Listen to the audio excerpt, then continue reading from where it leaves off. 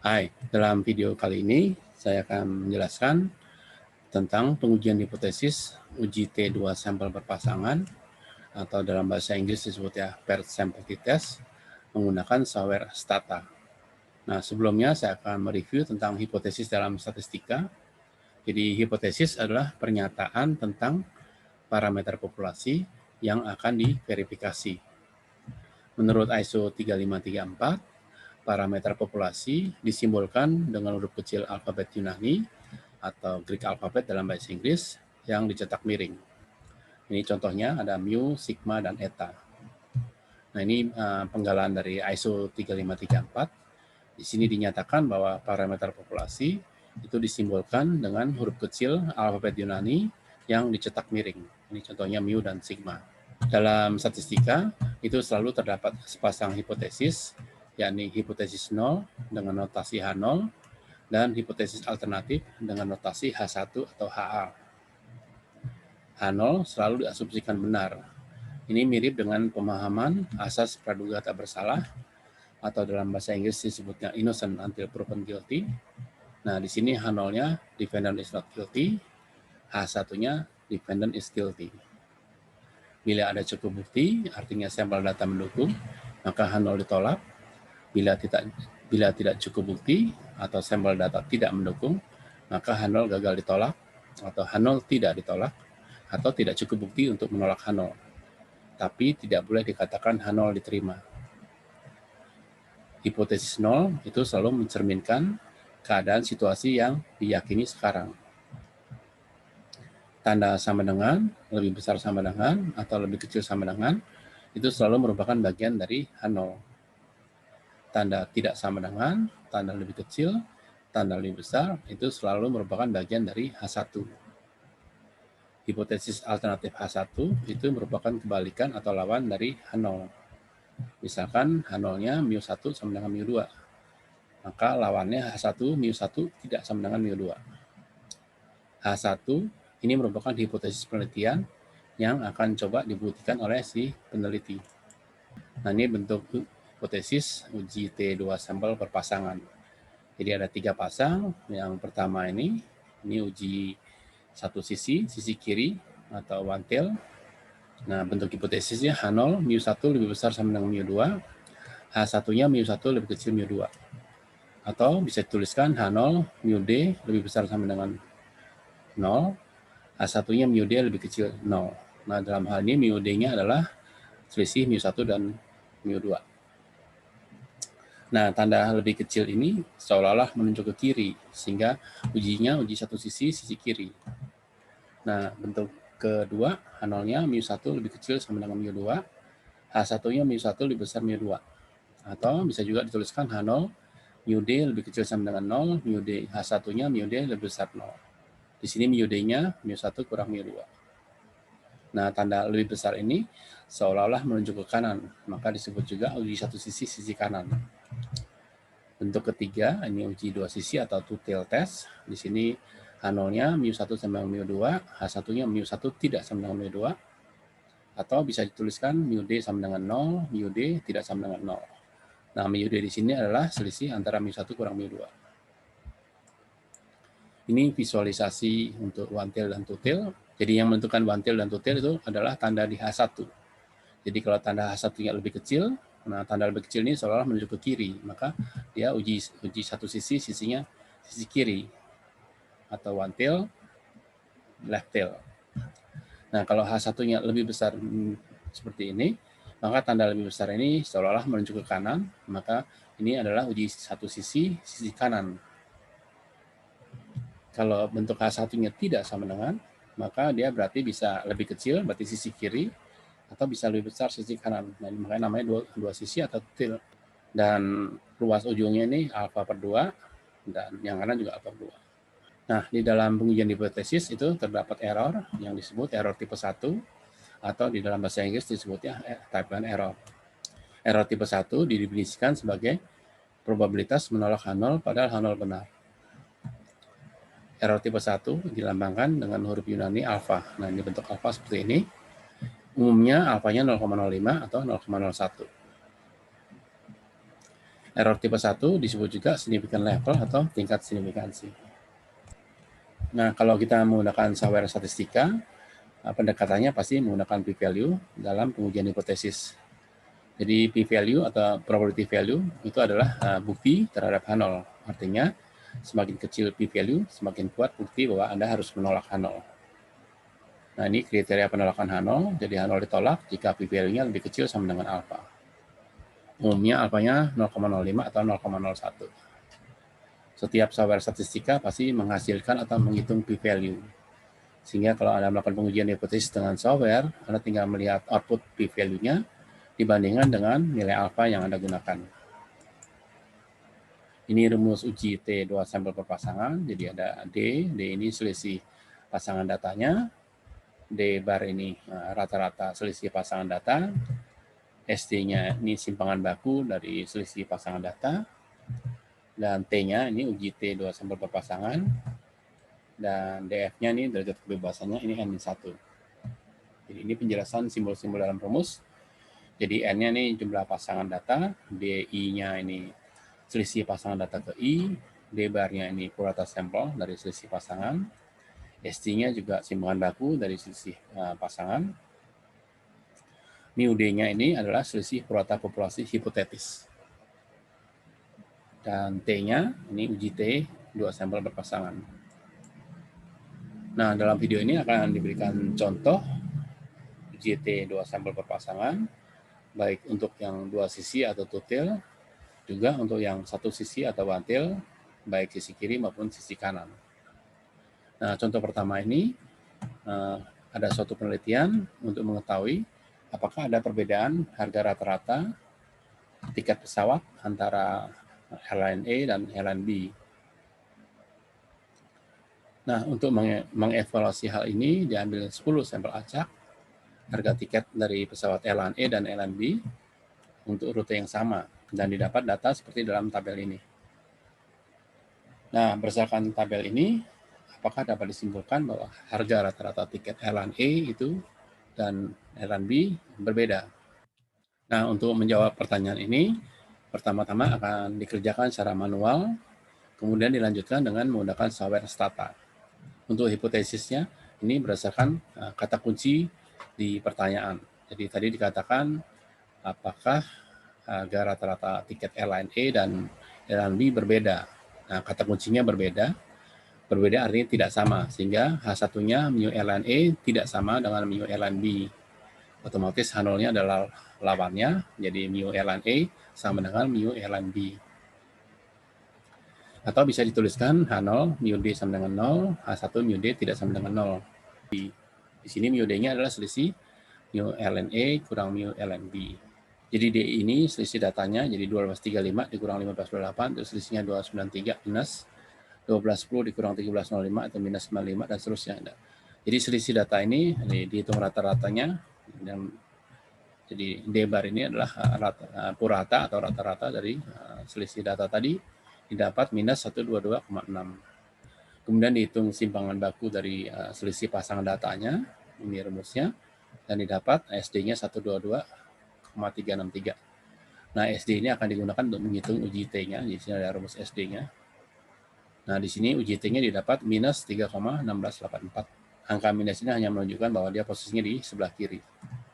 Nah, DF-nya ini N-1, jadi dapat 9.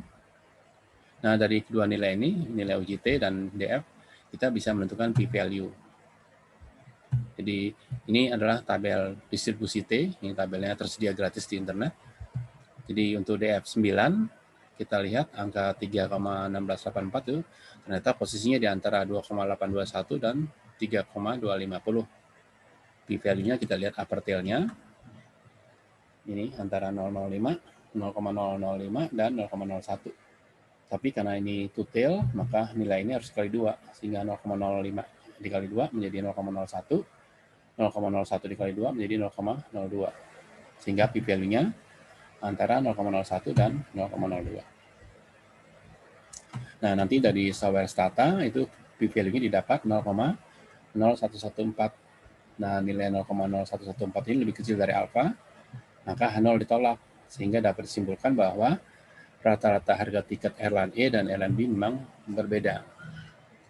Nah, itu perhitungan secara manual.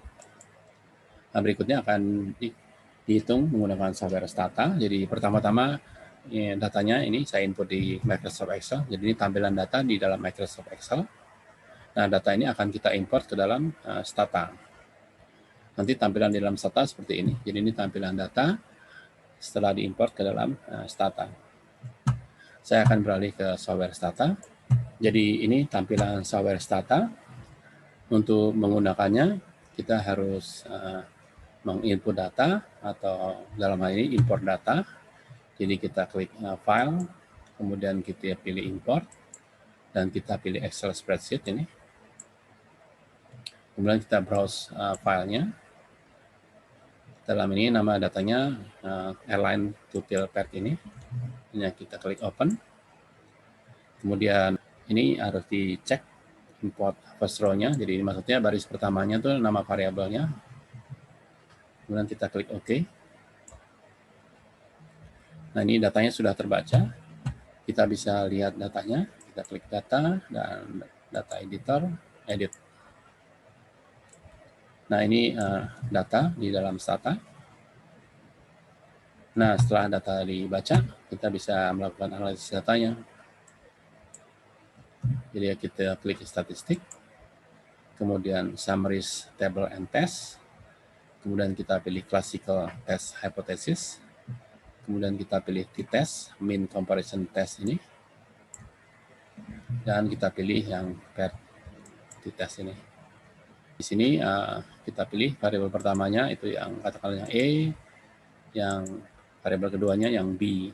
Kemudian kita klik OK. Nah, ini output dari PET sampel t-test.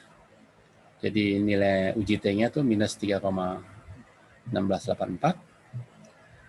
Derajat kebebasannya 9.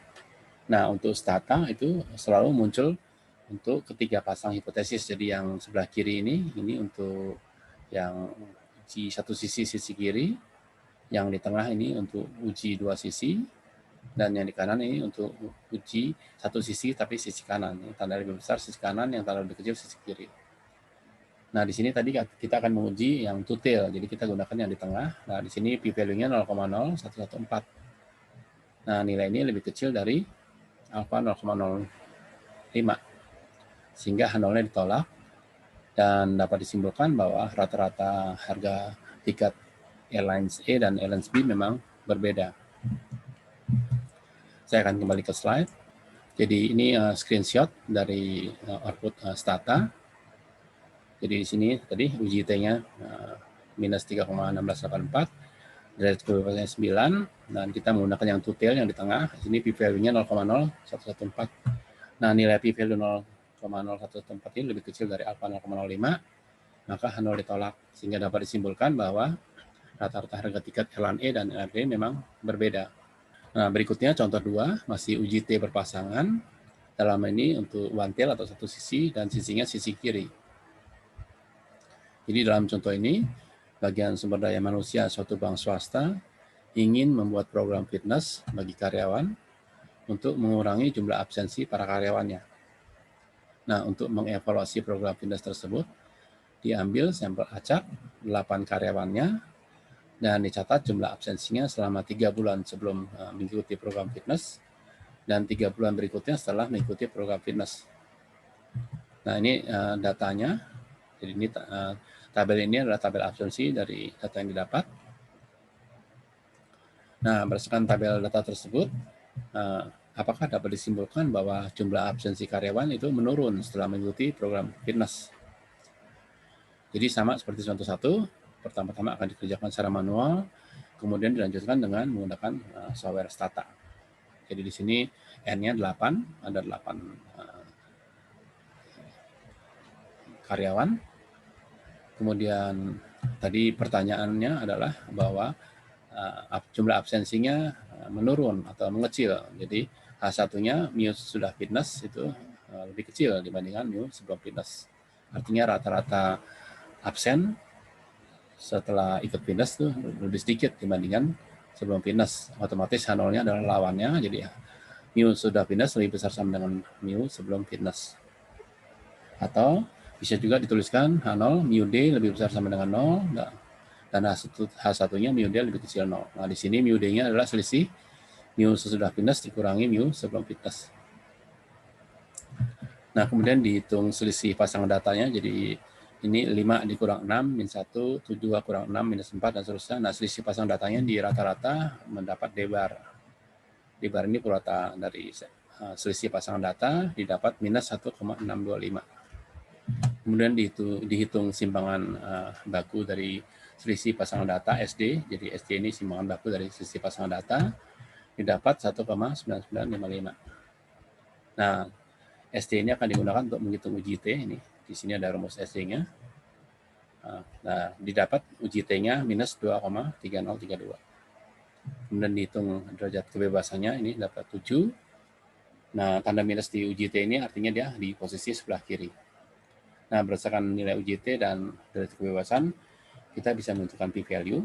Jadi kita lihat di baris DF7 ini, nilai 2,3032, nilai uji T ini, itu terletak antara 1,895 dan 2,365. Nah, p-value-nya kita lihat upper tail-nya berarti antara 0,025 dan 0,005. Jadi ini p-value-nya antara 0,025 dan 0,05. Nanti dari program Stata kita dapat p-value-nya 0,02736. Nah, karena p-value-nya 0,02736 lebih kecil dari alfa 0,05, maka H0 ditolak, sehingga dapat disimpulkan bahwa rata-rata absensi karyawan menurun setelah mengikuti program fitness. Nah, itu perhitungan secara manual. Nah, berikutnya akan digunakan software Stata. Jadi pertama-tama ini datanya saya input di Microsoft Excel. Ini data dalam Excel. Nah, data ini akan kita import ke dalam Stata. Nanti bentuknya dalam Stata seperti ini. Jadi ini tampilan data setelah diimport ke dalam Microsoft dalam Stata. Saya akan beralih ke software Stata. Jadi ini tampilan dari software Stata. Nah, untuk menggunakannya kita perlu membaca data atau menginput data. Dalam hal ini kita akan mengimport data dari Microsoft Excel. Jadi kita klik File, kemudian kita import, dan kita pilih Excel Spreadsheet ini. Kita browse filenya. Nah, di sini datanya jumlah absen. Kita klik Open. Di sini import first row-nya sebagai variabel, ini harus dicek. Ini menunjukkan bahwa baris pertama itu nama variabel. Ini kemudian kita klik OK. Nah, ini datanya sudah kita baca. Kita bisa lihat datanya. Kita klik data, kemudian data editor, kemudian edit. Nah, ini datanya. Jadi setelah data diimport ke dalam Stata, kita bisa melakukan analisis. Kita tutup datanya. Nah, kita klik statistik. Kemudian summaries, table, and test. Kita pilih classical test of hypothesis. Kita pilih t-test, means comparison test ini. Nah, di sini kita pilih pair, pasangan. Nah, dalam hal ini kita ingin yang first variable-nya itu yang sesudah. Maksudnya yang sesudah lebih kecil dibandingkan yang sebelum. Ya, kita ingin menguji bahwa jumlah absennya itu mengecil atau menurun setelah ikut fitness. Jadi yang variabel pertamanya yang sesudah, second variabelnya yang sebelum. Nah, ini kita klik OK. Nah, ini outputnya. Jadi di sini uji T-nya atau t-test 2 sampel berpasangan itu minus 2,3032. Kemudian degrees of freedom-nya 7. Nah, di Stata ini selalu dimunculkan ke 3 pasang hipotesis. Jadi yang sebelah kiri ini itu untuk yang uji T satu sisi kiri. Yang di tengah ini uji T2 sampel per pasangan yang two tail. Dan yang di kanan ini untuk yang one tail sisi kanan. Nah, di sini kita menggunakan yang sisi kiri. Jadi di sini p-value-nya itu 0,0274. Saya akan kembali ke slide. Jadi ini screenshot dari output Stata. Jadi ini T hitungnya minus 2,3032, derajat bebasnya 7, dan p-value-nya 0,0274. P-value 0,0274 ini lebih kecil dari alpha 0,05. Maka H0-nya ditolak, sehingga dapat disimpulkan bahwa rata-rata absensi karyawan menurun setelah mengikuti program fitness. Berikutnya contoh 3, masih UJT 2 sampel berpasangan untuk satu sisi atau one tail, dalam ini sisi kanan. Nah, dalam contoh ini ada seorang peneliti ingin mengetahui apakah kursus persiapan TOEFL akan meningkatkan skor TOEFL untuk peserta kursus. Nah, untuk mengevaluasi hal ini diambil sampel acak skor TOEFL dari 12 siswa sebulan sebelum mengikuti kursus persiapan TOEFL dan sebulan kemudian setelah mengikuti kursus persiapan TOEFL. Nah, didapat data seperti dalam tabel ini. Nah, berdasarkan data tersebut, apakah dapat disimpulkan bahwa skor TOEFL siswa meningkat setelah mengikuti kursus persiapan TOEFL? Nah, untuk menjawab pertanyaan ini, sama seperti contoh sebelumnya, jadi pertama-tama akan dikerjakan secara manual, kemudian dilanjutkan menggunakan software Stata. Jadi di sini datanya N-nya 12, kemudian hipotesisnya tadi pertanyaannya adalah bahwa skor TOEFL meningkat setelah mengikuti kursus TOEFL. Jadi di sini H1-nya mu sesudah kursus itu lebih besar, meningkat dibandingkan mu sebelum kursus. Otomatis H0-nya mu sesudah kursus lebih kecil sama dengan mu sebelum kursus. Atau bisa tuliskan H0-nya mu D lebih kecil sama dengan 0, H1-nya mu D lebih besar 0. Nah, di sini mu D-nya adalah mu sesudah kursus dikurang mu sebelum kursus. Nah, kemudian dihitung selisih datanya ini. Jadi di sini 541 dikurang 547 dapat minus 6, 649 kurang 566 dapat 83. Nah, selisih data ini kemudian dicari kuratanya didapat 36,9167. Nah, kemudian dihitung simpangan baku dari selisih pasangan data, SD. SD-nya didapat 53,2754. Nah, SD ini akan digunakan untuk menghitung UJT 2 sampel perpasangan ini. Ini ada SD-nya. Nah, UJT-nya ini didapat 2,4004. DF-nya ini dapatnya 11. Nah, dari kedua nilai ini, kita bisa menentukan peak value menggunakan tabel distribusi T. Ini tabelnya gratis di internet. Jadi kita lihat di baris DF11 ini, nilai 2,4004 ini ternyata terletak di antara 2,201 dan 2,718. Kita lihat ke upper tail-nya ini berarti antara 0,01 dan 0,25. Jadi P value-nya antara 0,01 dan 0,25. Jadi nanti dari Stata itu P value-nya didapat 0,0176.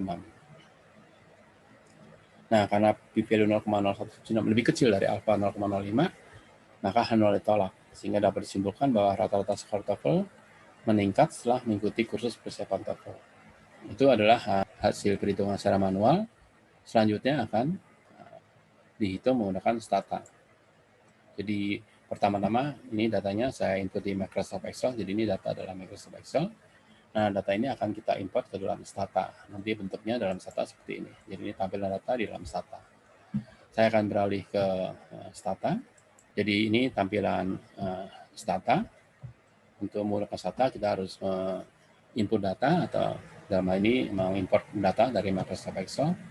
Jadi kita klik File, kemudian kita pilih Import, dan kita pilih Excel Spreadsheet ini. Kemudian kita browse filenya. Jadi dalam ini nama datanya itu skor TOEFL kursus ini. Kita klik Open. Kemudian ini harus dicek. Ini menunjukkan bahwa baris pertamanya adalah variabel. Nah, jadi nama variabelnya. Kita klik OK. Ini datanya sudah dibaca. Kita bisa lihat data editor, dan nah ini tampilan datanya yang kita import dari Microsoft Excel. Kita tutup datanya. Jadi setelah data diimport, kita bisa melakukan analisis UJT 2 sampel berpasangan. Jadi kita klik statistik, kita pilih summary, stable, and test, kita pilih classical test of hypothesis. Kita pilih t-test, mean comparison test, ini kita klik. Nah, di sini kita pilih yang pair. Kemudian first variable-nya ini kita hitung yang TOEFL yang setelah kursus, dan yang second variable ini TOEFL yang sebelum kursus. Kemudian kita klik OK. Nah, ini outputnya. Jadi di sini t-testnya untuk 2 sampel berpasangan ini 2,4004, derajat kebebasannya 11. Nah, tadi di stata selalu dimunculkan ketiga pasang hipotesis. Jadi yang sebelah kiri ini yang untuk uji satu sisi kiri, yang di tengah nih uji dua sisi, dan yang di kanan ini uji satu sisi, dalam ini sisi kanan. Dalam hal ini kita gunakan yang uji satu sisi kanan. Jadi dalam ini p-value-nya 0,0176. Dan ini lebih kecil dari alfa 0,05, sehingga H0 ditolak, dan dapat disimpulkan bahwa rata-rata skor TOEFL meningkat setelah mengikuti kursus persiapan TOEFL. Saya akan beralih ke slide. Jadi ini screenshot dari output stata. Jadi di sini uji T-nya 2,4004, derajat kebebasannya 11. Nah, p-value-nya ini untuk yang uji satu sisi kanan itu p-value-nya 0,0176. Nah, nilai 0,0176 ini lebih kecil dari alfa 0,05, maka H0 ditolak, sehingga dapat disimpulkan bahwa rata-rata skor TOEFL meningkat setelah mengikuti kursus persiapan TOEFL. Demikian video penjelasan tentang uji T2 sampel berpasangan menggunakan software Stata, baik untuk yang two-tail atau dua sisi maupun untuk yang one-tail, baik yang sisi kiri maupun sisi kanan.